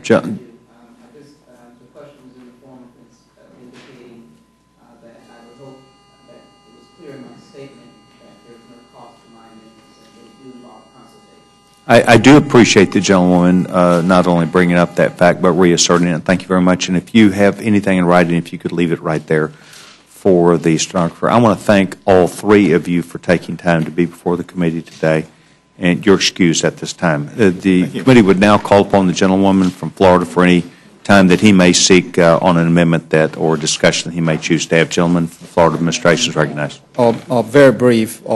This amendment maintains beaches and the integrity of our shipping channels around the country. And by and large, what I'm seeking is to allow the sand transfer plants to participate in the process with the Army Corps, which is already doing dredging, and to allow for some flexibility in prioritizing its funding. It applies to all sand transfer plants all over our country, and that's the essence of the amendment, Mr. Chairman. Thank you very much. Does any committee member have a question for the gentleman, Mr. Hastings? See none. Thank you very much. A gentleman from Colorado is recognized for the purpose of an amendment. Thank you, Mr. Chairman. I have an amendment to require a GAO study regarding a project that Congress authorized 25 years ago, the Olmsted project, 17 miles near where the Ohio and Mississippi rivers near Illinois and Kentucky. Today, the Olmsted project is billions of dollars over budget. The Army Corps estimates it will cost almost $3 billion to complete it. It's only 45% complete, a quarter century after Congress initially authorized the money. It's continued to have superfluous costs and design failures, and the Army Corps now estimates it won't be completed for another decade. So this is very different than the initial deal that was approved. The project cost was to be equally shared. Instead, the funding has now been increased fully as a federal responsibility. And this amendment is simply about transparency to make sure that there's full accountability for this project. And before we get into another decade of construction, we should make sure we're doing it right. So my amendment would require a GAO study to inform the American people why the project has cost overruns and has exceeded its budget, why it failed to be completed as scheduled. And in addition, would determine whether women and veteran-owned businesses are receiving contracts for this project as well. And I hope that my amendment will be allowed under the rule. I'm happy to yield for questions. I thank the gentleman for his amendment. Does anyone have any questions on the committee? Seeing none at this time, I would also encourage both the gentlemen, if you had anything in writing, to make sure that that was made available. And without objection, I'll be entered in the record. I want to thank the committee for its process and time that it spent today. I know that we have a little bit more work to do, but we also are on some votes. So we're going to go ahead and yield to the floor, finish our votes, and then come back subject to call of the chair, which should be at the end of the last vote. Thank you very much. I appreciate it, gentlemen. I do not see any member that is here. So the hearing portion of this of today's hearing is now closed. If that helps the gentleman, and subject to call of the chair. Thank you.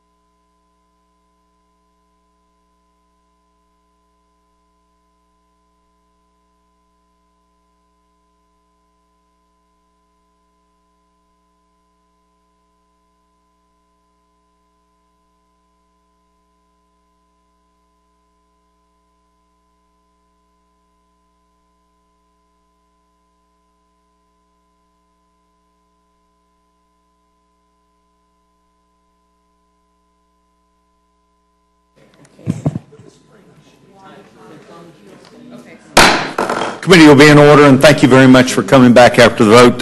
The committee is considering now H.R. 3080, Water Resources Reform and Development Act of 2013. We have now finished testimony before the committee, and the chairman will be in receipt of a motion from the gentlewoman, the vice chairman of the committee, the gentlewoman, Mrs. Fox.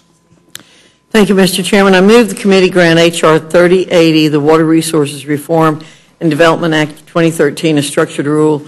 The rule provides 1 hour general debate equally divided and controlled by the chair and ranking minority member of the Committee on Transportation and Infrastructure. The rule waives all points of order against consideration of bills. Section 2 of the rule makes an order as original text for purpose of amendment, an amendment in the nature of a substitute consisting of the text of Rules Committee Print 113-24 and provides that it shall be considered as read. The rule waives all points of order against that amendment in the nature of a substitute. The rule makes an order only those further amendments printed in the Rules Committee report and amendments en bloc described in Section 3 of the rule. Each amendment printed in the report may be offered only in the order printed in the report, may be offered only by a member designated in the report, and shall be considered as read, shall be debatable for the time specified in the report, equally divided and controlled by the proponent and an opponent, shall not be subject to amendment, shall not be subject to a demand for division of the question. The rule waives all points of order against the amendments printed in the report or against amendments en bloc. Section 3 of the rule provides that it shall be in order at any time for the chair of the Committee on Transportation and Infrastructure or his designee to offer amendments en bloc consisting of amendments printed in the report not earlier disposed of. Amendments en bloc shall be considered as read, shall be debatable for 10 minutes, equally divided, controlled by the chair and ranking minority member of the Committee on Transportation and Infrastructure or their designees, shall not be subject to amendment and shall not be subject to a demand for division of the question. The original proponent of an amendment included in such amendments en bloc may insert a statement in the congressional record immediately before the disposition of the amendment en bloc. Finally, Section 4 of the rule provides one motion to recommit with or without instructions. You've now heard the motion by the gentlewoman from North Carolina on the bill that has been characterized today as a bipartisan attempt to move a jobs bill, a safety bill, an infrastructure bill, and the avenues of making our country stronger and better prepared at our ports and in our waterways. And I'm delighted that the gentlewoman has brought the motion forward. Is there any discussion or amendment to that? Oh, yes. Gentlewoman from New York is recognized. I had so many to read that weren't made in order. I was really kind of concerned about it. Mr. Chairman, I have an amendment to the rule. Move the committee grant H.R. 3080 an open rule so that all members will have the opportunity to offer their amendments on the floor. Mr. Chairman, obviously with 100 amendments submitted, it's obvious that members have a real interest in WRDA. And if we can only do one of these bills every 14 years, I really think it should be an open rule to let everybody in the House work their will. I thank the gentleman. You've now heard the amendment by the gentlewoman from New York, and I would simply reply back that I believe that the chairman, the gentleman, Mr. Schuster, as well as the ranking member, work together very carefully, not just in committee, but I think across the body with seemingly good results, or at least they were pleased with it, but avoiding a good number of issues, including earmarks and the downfall of some of our bills in the past have been when they were not carefully understood, when the committee did not understand what they were attempting to accomplish, and so I would allude to what the gentlewoman did and even reference her, that I think she's correct. Some amendments were not made in order, and I believe that the substance that we wish we could get closer on, in fact, dealt with that issue. And so I know the gentlewoman's asking for an open rule. I would ask committee to vote no on this. Further discussion? Further discussion? Seeing none. Those in favor of the Slaughter Amendment signify by saying aye. And those no? Roll call, please. Noes have it. Roll call is requested. Ms. Fox? No. Ms. Fox? No. Mr. Bishop? Mr. Bishop? No. Mr. Cole? Mr. Cole? No. Mr. Woodall? Mr. Woodall? No. Mr. Nugent? Mr. Webster? Mr. Webster? No. Ms. Ross-Leitman? Mr. Burgess? Mr. Burgess? No. Ms. Slaughter? Aye. Ms. Slaughter? Aye. Mr. McGovern? Mr. Hastings? Mr. Hastings, aye. Mr. Polis? Mr. Chairman? No. Mr. Chairman, no. Clerk will report. 2 yeas, 7 nays. The amendment's not agreed to, not agreed to. Further amendment or discussion? Yes, Mr. Chairman. Gentlewoman's recognized. I move the committee make an order and give the necessary waivers for my amendment, number 98, which I've co-sponsored with Chairman Camp, to direct the United States Army Corps of Engineers to complete as expeditiously a feasibility study. And since we heard that it can take them as long as 17 years to complete one, I think you can see the importance of this. Authorized by Section 3061D of the Water Resources Development Act of 2007, regarding the hydrological separation between the Mississippi River watershed from Lake Michigan watershed to prevent the transfer of all aquatic species between each of those bodies of water. Mr. Chairman, we have a critical need to do this. The invasive species that were allowed to come into the United States in foreign ballast water is costing us billions every single year. Asian carp, which is one of the things we've really directed this to, are almost the size of a small whale, causing enormous harm to the habitat and to the fishing industry. And as I said earlier, the Great Lakes being 20% of the world's great water, I think all of us have an obligation to protect it. So I ask for a yes vote. Thank gentleman. Gentlewoman asks for the amendment made orders for the discussion on the issue. Seeing none, those in favor of the slaughter amendment signify by saying aye. Aye. Those opposed, no. Noes have it, noes have it.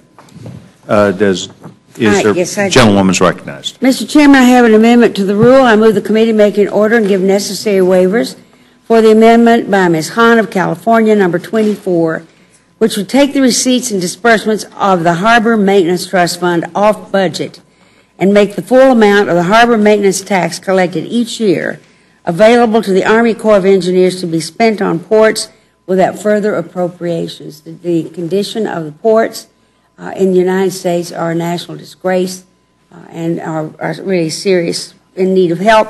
That trust fund simply sits there, never being spent. So I ask for a yes vote. You've now heard the amendment by the gentlewoman from New York. And in fact, this was one of the issues that the Rules Committee worked very carefully with not only the ranking member but also the chairman on understanding the actual needs of the trust fund and what its impact would be. And the committee, I believe on a bipartisan basis, strenuously agreed that they viewed that this would provide a detrimental future for the trust fund. So I would encourage a no vote, a no vote. Those in favor of the, as further discussion, seeing none, the votes now on the slaughter amendment. Those in favor signify by saying aye. No, those no. No, roll the noes call, have, please. Noes have. Roll call. Ms. Fox? No. Ms. Fox, no. Mr. Bishop? Mr. Bishop, no. Mr. Cole? Mr. Cole, no. Mr. Woodall? Mr. Woodall, no. Mr. Nugent? Mr. Webster? Mr. Webster, no. Ms. Ross-Leitman? Mr. Burgess? Mr. Burgess, no. Ms. Slaughter? Here, aye. Ms. Slaughter, aye. Mr. McGovern? Mr. Hastings? Aye. Mr. Hastings, aye. Mr. Polis? Mr. Chairman? No. Mr. Chairman, no. Clerk will report the total. 2 yeas, 7 nays. Motion's not agreed to. Amendment's not agreed to. Those further amendment or Yes, discussion? Mr. Chairman, I do have an amendment to the rule. I move the committee make an order, give necessary waivers for the amendment by Representative Brown, which I've co-sponsored, number 46, authorized projects receive a final Chief of Engineers report up to 1 year following the enactment of the bill. You've now heard the amendment by the gentlewoman from New York. Mr. Chairman. For discussion, gentleman's recognized. Yeah, Mr. Chairman, in this particular amendment, I have a pretty complete understanding that the manager's amendment takes care of the problem offered by my colleague from Florida. And I am hesitant to go further because I haven't had an opportunity to discuss it at length with the ranking member. But my hope is that it would be understood that the matter is taken care of. I spoke personally with the chairman of the committee regarding same.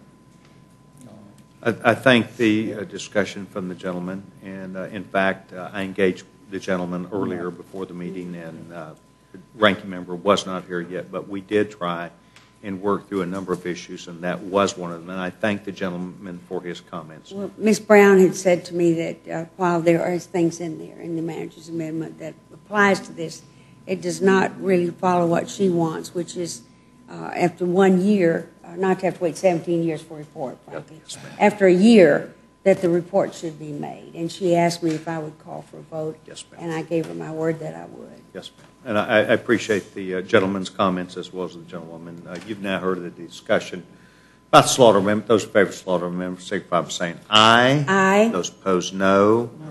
Noes have it, noes have it. Roll call. Roll call. Ms. Fox? No. Ms. Fox, no. Mr. Bishop? Mr. Bishop, no. Mr. Cole? Mr. Cole, no. Mr. Woodall? Mr. Woodall, no. Mr. Nugent? Mr. Webster? Mr. Webster, no. Ms. Ross-Lehtinen? Mr. Burgess? Mr. Burgess, no. Ms. Slaughter? Aye. Ms. Slaughter, aye. Mr. McGovern? Mr. Hastings?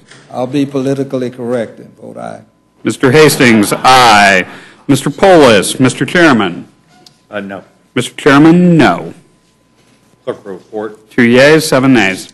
Amendments, the motion, the amendment's not agreed to. Not agreed to. Further. Yes, Mr. Chairman. In Mr. Polis's stead, I have an amendment to the rule. Move the committee make in order and give the necessary waivers for my amendment number 69, which would require the Government Accountability Office to carry out a study evaluating why the Olmsted project has exceeded the budget for the project and reasons the project failed to be completed as scheduled, as well as a list of contract recipients, including the number of women and veteran-owned businesses. And I'd like to speak to this, Mr. Chairman. The women and veteran-owned businesses is something that comes up frequently. But what my colleague has done, and I just am not sure, and I didn't get an opportunity to speak with him personally, but my understanding of the Homestead project is that it's in the continuing resolution. And I'm not understanding how this impacts it. I'm supporting it because Jared wants it to be, but that part of it, I think he would run into difficulty with. I thank the gentleman. Further discussion. In fact, as the gentleman brings forth the issue on behalf of Mr. Polis has brought this issue up. It has been a discussion about some cost overruns that were associated with it and a number of issues that have come to the forefront, and thus I would offer a no vote at this time. Those in favor of any further discussion, those in favor of the Hastings Amendment, signify by saying aye. Aye. Those no? No. No. The noes have it, noes have it. Mr. Chairman, I ask for a roll call. Joan asked for a roll call vote. Ms. Fox? No. Ms. Fox, no. Mr. Bishop? Mr. Bishop, no. Mr. Cole? Mr. Cole, no. Mr. Woodall? Mr. Woodall, no. Mr. Nugent? Mr. Webster? Mr. Webster, no. Ms. Ross-Lehtinen? Mr. Burgess? Mr. Burgess, no. Ms. Slaughter? Aye. Ms. Slaughter, aye. Mr. McGovern? Mr. Hastings? Aye. Mr. Hastings, aye. Mr. Polis? Mr. Chairman? No. Mr. Chairman, no. Clerk will report. 2 yeas, 7 nays. Amendment's not agreed to. Mr. Chairman, yes. The gentleman's recognized. I have an amendment to the rule, and I move the committee make in order an amendment offered by Representatives Richmond and Scalise, and ask that the necessary waivers be given to this, which would, in the final analysis, prepare for the expanded Panama Canal. And with your permission, Mr. Chairman, just a bit more. I think all of us understand that our ports are essential to continued success of this great country of ours. And the ports and waterways around the nation, in many respects, and I particularly am mindful of those on the East Coast that have been mentioned frequently. I know that Port Everglades is not ready in Florida, Jacksonville. No one mentioned Savannah, but Savannah has some business in that regard as well. Charleston's not ready. Boston's not ready. And what this amendment would do is extend the federal operations and maintenance cost share from 45 to 50 feet. Now, I've had an abiding concern. I wasn't kidding when I say I worked on the Port Everglades one for the 17 years that has caused the issues that are being brought forward. And what happens is I have an abiding concern. Mark Kirk and I filed legislation together dealing with coral. And we have since had the University of Florida do some magnificent work on transplanting the coral, which makes me more in favor of the dredging, at least in the Florida area, and I'm not familiar with the ecosystem in the other cities that I mentioned. But I for the life of me, don't understand the Army Corps of Engineers, and perhaps that's the overarching concern for all of us. Many of these things wouldn't even be here if the Army Corps had done what we feel should be their job. And let me just point out one thing. Mr. Webster, myself, Ileana, and Mr. Nugent all have interest in the Everglades issue. And the Florida delegation has held tight on this through the years. And at the very same time, every time some new person comes and gets a handle on the Everglades project that's the head of the Army Corps of Engineers, he gets shipped off somewhere else around the country. And that continues to happen all over. They have this rotation. It's sort of like the State Department does that. The State Department has this rotation where people can only stay a place a certain period of time. And I can understand some of those dynamics, but some of those people are true experts. I remember being with former Chairman Jerry Solomon in Norway, and there were two women there that were Arab speakers, and they had been transferred from communities where they had been working in the State Department. Well, that's what the Army Corps of Engineers does, and it makes absolutely no sense for us. In this case, for example, Steve Scalise and Cedric Richmond have brought something that the unions, the maritime industry, AARP, the ports, and the shippers are all in agreement. And this was an easy one, in my view, because it didn't affect direct spending. And so I would ask for the consideration. But I also ask that we continue beyond this word bill to look at how the Army Corps, and I don't want to make them the whipping boy, but my goodness gracious, not just the 17 years, I can tell you about other projects that just are astounding to me around the country, where, and incidentally, the guy that had really gotten a grip on the Everglades project, he got sent to Afghanistan. And I said to myself, what sense is that going to make?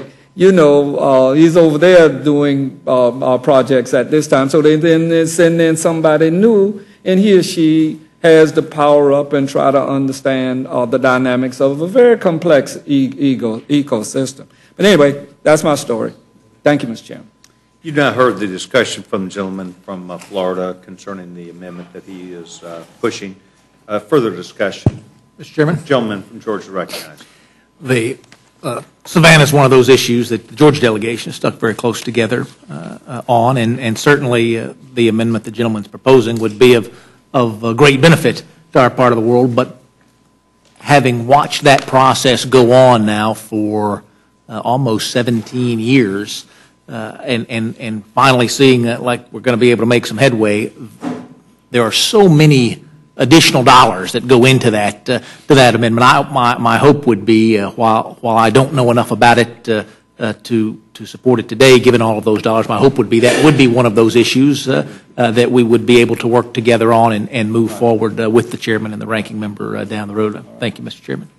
Does anybody else seek time for discussion? Seeing none, the amendment, the vote will now be on the amendment by the gentleman from Florida. Those in favor signify by saying aye. Aye. Those no? No. Noes have it. Noes have it. Do I see further discussion or amendment? See no further discussion time. The vote will now be on the motion by the gentlewoman from North Carolina. Those in favor signify by saying aye. Aye. Those opposed, no. No. The ayes have it. The ayes have it. And I want to thank each and every one of us today. I want to think back to the discussion that the gentleman from Florida offered us today, and that was that this week comes with some sadness of the loss of a former speaker and one former colleague and a sitting member, the gentleman, Mr. Young, and they will be long remembered not only for their substance of performance, but also their character that they added to this body. Mr. Webster, gentleman from Orlando, Florida, will be managing this rule. And Mr. Hastings, also of Florida, will be on behalf of the Democrats. As of now, we do not expect another meeting this week, and we are now completed the committee with its work for the week.